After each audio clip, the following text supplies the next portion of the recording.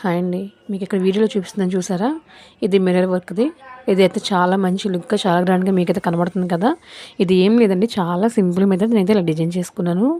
కావాల్సిన మనం పైపింగ్ చేసుకునే థ్రెడ్ ఉంటుంది కదా, థ్రెడ్స్ కట్టుకునేది, అదే 6000 గ్రామ్ ఒక మిర్రర్ అనమాట.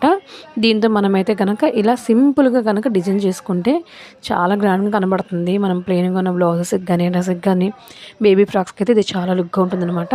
మీరు కూడా ఒకసారి ట్రై చేయండి. నేను కంప్లీట్గా అయినాక కదా మీకు ఒక వీడియో కూడా అప్లోడ్ చేస్తాను. ఎలా ఉందో కూడా కామెంట్ చేయండి.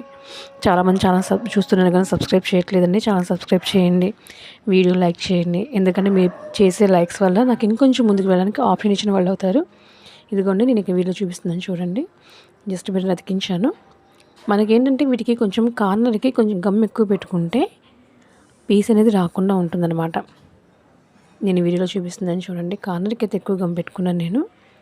దీనివల్ల ఏంటంటే మనకి చాలా అంటే చాలా గ్రాండ్లో కనబడుతుంది.